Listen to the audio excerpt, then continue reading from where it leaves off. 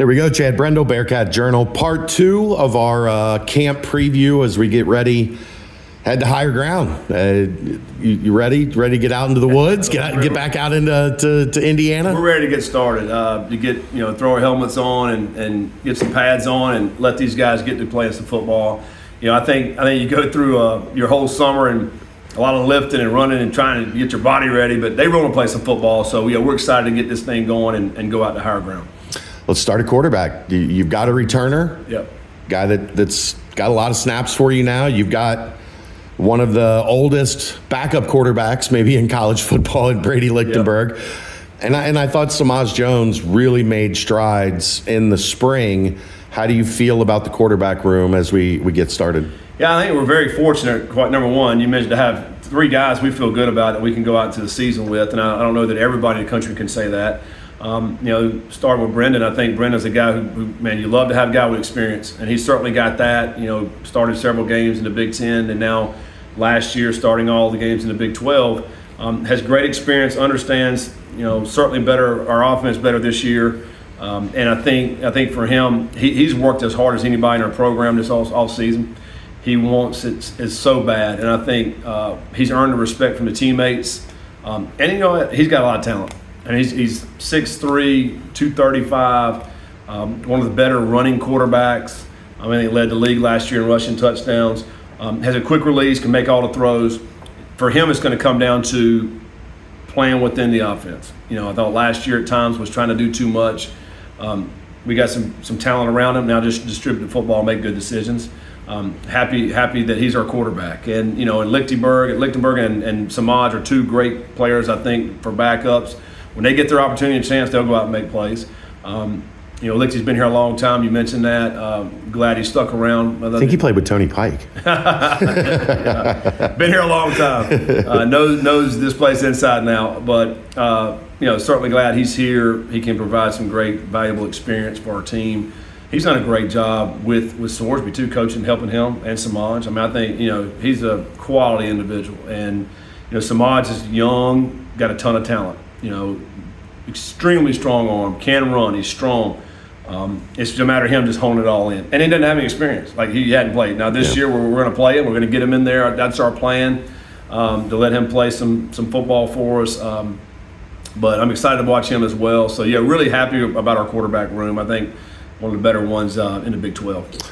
Running back, got to feel good there as well. You've got Evan Pryor coming back that got significant reps last year, even though he was playing behind Corey. And then you bring in Tyree Walker, who did a great job in the Big Ten. Yep. And then you've got some young guys waiting in the wings that have flashed, and Chance Williams as well. Some guys that flashed in the spring and showed the depth of that room. Yeah, we do. I think we got some different tools in the toolbox for the running back room. Ty Wee's 220 pounds now. We'll try to lose a little bit of weight for him, getting around 215. But he does have some juice, that he can break tackles. He's got a ton of experience. Played at Oklahoma. Actually had some good plays out here 2 years ago. Done a great job at Wisconsin last year. So I think, and he's a very mature guy. I think he fits that room perfectly. Prior to a guy who I think is on the cusp of being something really special. I think he's certainly got the juice that we saw that last year. Several runs for touchdowns over 50. Can catch the ball out of the backfield. He's had a really good offseason as well, and he's grown up. He's matured. I really like where he's at. You mentioned Chance. Chance is good. Manny Covey. I feel like we got some guys those both have some juice in their legs. Chance is probably as good as anybody with the one step making a guy miss. He's got that. So I would see all ththese guys playing. I think certainly in some games some guys are going to play more than others, but they're all going to get their opportunities and chance. They just got to make the most of it. But I feel like we got a deep running back room with a lot of different weapons. Offensive line. Normally, if you tell a coach he's going to lose 3 guys to the NFL, you're going to be pretty nervous about what you've got on the offensive line. But you went out and did a really good job in the transfer portal. You've got a guy in Gavin Gerhardt that I think he's been captain since you got here. Mm-hmm. Do you feel a confidence about that room, even though they haven't played a lot together as a unit? Yeah, I think number one, Gavin, probably the number 1 leader on our football team. He's as well respected as anybody we have. Hard worker, does everything right, and man, he's got a ton of experience. So he's the anchor. of the guys up front. I think, you mentioned we brought in a couple of transfers. I think they're going to be outstanding for us. Tyron is coming in from Ball State. So, man, he's a 325-pound, wide shoulder, strong, a really good player. Joe Cotton's coming in, albeit maybe a level down. He looks as good as anybody in the locker room. I mean, he's 6'7", 325, can move, great length, got a huge upside. Really excited about him. And, Evan Tangenal, who's coming back, he's had a great offseason. He's really stepped his leadership up as well. I think learned a lot from Gavin. And then Buford's kind of a guy, he's kind of just hanging out there. He's going to be a 3-year starter for us at right tackle, and I think, man, and then we got some young guys after that I really believe they're going to get in the mix. So there's going to be 8 guys, maybe 9 that I feel like can give us some really good minutes out there and playing at the offensive line. And they've had a really good summer working together, those guys. Because 5 got to work as one. Coach Caldwell has done a really good job with that group. They're also nasty. They got some nasty, which you want that. But you mentioned, you lose 3 to the NFL, you feel like, okay, there's going to be a drop-off.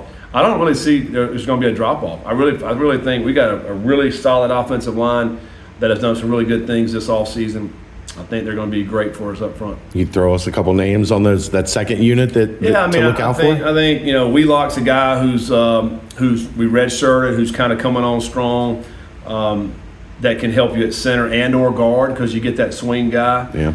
I think who's some other names? I mean, Lozo. Yeah. Another solid player who will be in the mix as well. Latalupe. Yeah, Nolan. Yeah. What I call him. Nolan's a guy who's 6'7", 6'8", who can give you some minutes right there as well. Ethan Green. Judea Milan. Yeah. These guys. Ethan's been here a long time. Got great size. He needs to step forward this year. Judea's a guy who I think has got a huge upside. He's been hurt. He banged up last year, hurt his foot. But I think he's a guy that can get in the mix as well. There's just solid 2 deep right there that I think is really going to have a chance to help us with depth. Did you know Ethan once challenged Luke Fickell to a wrestling match? Oh, did he? Yeah. He probably don't want that smoke. No, I don't think he did either.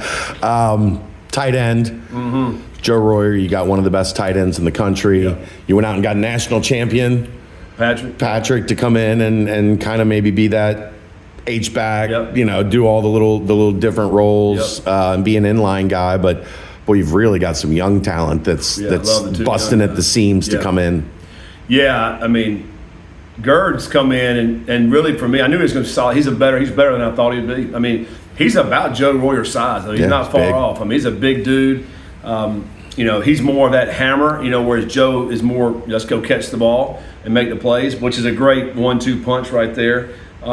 But Grover's a 6'7" guy who's changed his body in the offseason. He's 250 as well. Soft hands, great hands. Love the way he's played. And I think he played last year. We didn't redshirt him, but I think his role will be elevated this year because we got to get him in the mix and doing some things. But that tight end room, to me, from the first year we got here to where we are now, is probably the most improved unit. Coach Steph's done a great job of recruiting guys that are all around 6'5". They're all going to be around the 250 range, and that's what you want. One of the things you look in this league, there's a lot of good tight ends in this league, and certainly where we're located here in Cincinnati, we're in a great area to where we feel like we can get some good tight ends. And, man, all these guys from Ohio, our top 4 that we have, Zahersky, is from Berea. So he's that 4th one that I think will be a little bit more like Gurd. He's going to kind of be that hammer. He loves to be physical. So really and truly, you got 2 guys that kind of catch the ball really good, and you got 2 guys that can really put the helmet on somebody. So it's a great mix in there. I love that room. We could probably spend 10 minutes on wide receiver. I won't have you do that, but a new look room. We had Nico on Monday night on the podcast, and he raved about Cyrus Allen. Mm-hmm. Is that where we start? Is with Cyrus Allen? I would say so. To me, he was one of the biggest question mark guys coming in January. But man, he has come in and worked his tail off. He's so intentional about everything that he's doing. He wants to be good. He's worked so hard. Even if he's got like a little nagging injury or something, he doesn't miss. Like he went through all 15 practices in the spring, hadn't missed anything in the summer. He's a guy that can play every position. He can play the slot. He can play outside. We're going to move him around.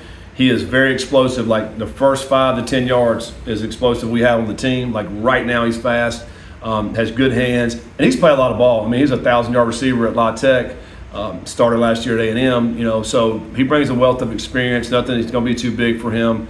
Sorsby loves throwing to him. I think we start right there with him. He's probably one of our best receivers.